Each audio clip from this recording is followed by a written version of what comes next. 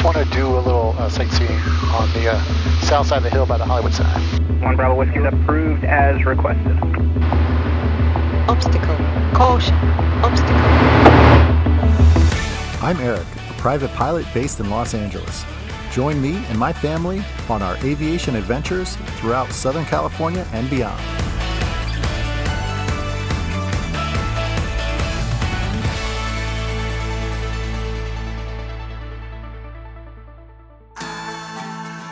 It was a beautiful evening and I was going to blow off some steam on a solo sightseeing flight around Los Angeles.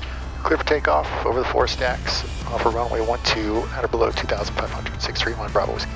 After departing Whiteman Airport, I transitioned Burbank Airport's Class Charlie airspace and headed for Griffith Park and the Hollywood sign.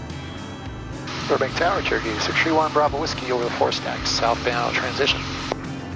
Cherokee 631 Bravo Whiskey, Burbank Tower, ident, Burbank altimeter 2993, what's your request? Ident 2993, just want to do a little sightseeing on the south side of the hill by the Hollywood sign, below 2,500, 1 Bravo Whiskey. 1 Bravo Whiskey, roger, radar contact at the 4 stacks and approved as requested. Okay, roger, thanks, 1 Bravo Whiskey. The air was smooth and the sunset was beautiful. I made one pass by the Hollywood sign. Cherokee 1 Bravo Whiskey, just report your southbound turn for downtown. And then headed south toward downtown to set up for another pass. Okay, I'm going to turn southbound now, 1 Bravo Whiskey. Bravo Whiskey, that's Tobago's over the Hollywood Bowl, 1,500 southbound, radar service terminated, squawk VFR. This area is usually busy with helicopters and airplanes, and you have to keep below the LAX Bravo, under 2,500 feet. Just as I was circling back to the north for another pass at the sign, and right when my Avidyne IFD was warning me of obstacles and the ATC was trying to get a hold of me, Caution. Obstacle. Caution. Obstacle. I heard a loud bang that scared the shit out of me. The door to the front baggage compartment had popped open. This happened at a really bad time, in busy airspace over a densely populated area. My mind immediately started racing and prioritizing. Aviate, Caution. navigate, communicate. Caution. I had read accident reports about the baggage door separating from the aircraft, so I slowed down to minimize the prop wash and airflow stress on it. Terrain. Let's check out what happened again. You can see that the door is unlatched.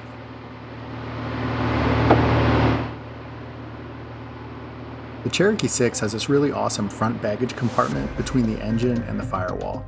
The door has a mechanism that latches when pushed closed, but it really also needs to be locked to be secure. Looking back at the footage I have on the ground, you can see that I walk by the plane and look at the baggage door, so I must have closed it, but not locked it with the key. But a few minutes later, another angle shows the latch has popped open.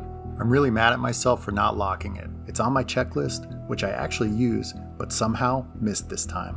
But what kept running through my mind was all the gear I keep in that compartment. Cowl plugs, a pitot cover, a GATS jar, travel chocks, a fuel stick, 2 quarts of oil, a Tupperware container full of tools, and the tow bar. I just kept imagining some of this stuff falling out of the airplane onto innocent people below, and it made me really nervous. I was calling for the Hollywood sign, say call sign. Yeah, it was Cherokee 631 Bravo Whiskey, calling from the Hollywood sign. November 631 Bravo Whiskey, Burbank Tower, altimeter 2994, squawk 0244, approved. 0244, 1 Bravo Whiskey. I felt a little like I was handling a delicate, unstable explosive, and any wrong movement would cause stuff to come pouring out of the baggage hold. Cherokee 1 Bravo Whiskey, radar contact, a mile east of the Hollywood Bowl, traffic 12 o'clock, 2 miles southbound along the freeway, helicopter 1,500. Okay, looking 1 Bravo Whiskey. So I decided to fly slowly but safely and limit any right banking turns to 1 or 2 degrees. I also stepped on the right rudder a little to yaw the nose to the right and limit direct ram air going into the compartment while flying straight. Cherokee 1 Bravo Whiskey, the helicopter has you in sight. They're off your right in a mile. All right, thanks, 1 Bravo Whiskey. In the moment, it's hard to aviate, navigate, and communicate, plus consider all the ramifications of choices, but I did my best to remember aeronautical decision-making models we just went over on my biennial flight review. Looking back, I can spot several things I could have done better, including some things I didn't even think of at the time. Burbank, with its busier airspace, would likely require tighter turns in general, and a strong right bank to runway 8, so I chose to continue on back home to Whiteman, since I could easily get there without changing the airplane's configuration or heading. In my mind, I had also decided that if I encountered any instruction from ATC that I couldn't comply with, or they couldn't accommodate my requests, I would just declare an emergency and do what I needed to do to try to keep everything safe. What do you think? Would you have declared an emergency right away? Comment below in the YouTube comments. Burbank Tower, Cherokee 631, Bravo Whiskey looking for handoff to Wyman. Number 1 Bravo Whiskey, radar services turning, keep the code, contact Wyman Tower 135.0. Keeping the code over to Wyman, thanks, 1 Bravo Whiskey. Wyman Tower, Cherokee 631, Bravo Whiskey is just south of the airport, transitioning Burbank, inbound. 631 Bravo Whiskey, Wyman Tower, enter right downwind runway 124 downwind beam. Okay, entering right downwind for 12. And I'm wondering if you could vect me around for all left turns. My baggage door on the front popped open, and I think it'd just be better to do left turns only, 1 Bravo Whiskey. 631 Bravo Whiskey, it doesn't work if you can't turn right. I'd get you on a left downwind, but that means you're turning right. Yeah, right now I'm on the right downwind. I would love to just go this heading and just like kind of ease my turns to the right and then do like a 360 to the left to come back in if that's possible, 1 Bravo Whiskey. For 1 Bravo Whiskey, just follow the 5 northwestbound. I'll let you know when you can do your 360. All right, I'll follow the 5 northwestbound. Thanks, 1 Bravo Whiskey.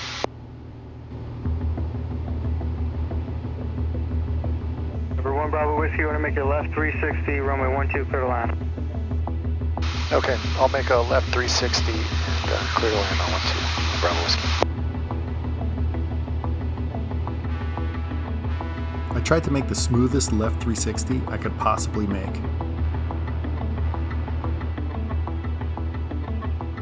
Once the left 360 was done, I was very careful about any power or pitch changes. I just didn't want to disturb whatever magical situation was going on that was keeping everything inside that compartment.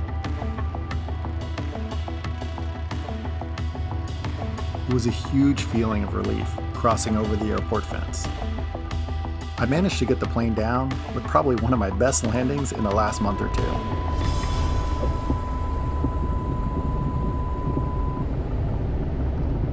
I really didn't like that. That sucked. That sucked hard. 1 Bravo Whiskey, tech support. Tech support, okay. Thanks a lot for your help. I really appreciate it. 1 Bravo Whiskey. I just got out of the plane and we're going to go around to the baggage door and see if anything came out of the baggage door when we were flying.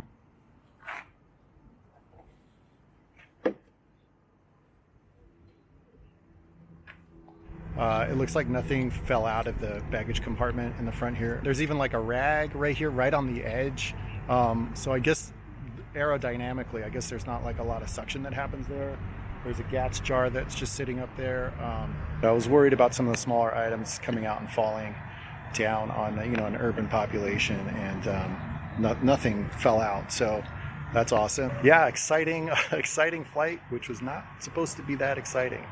And I'll definitely be remembering to lock that baggage door again.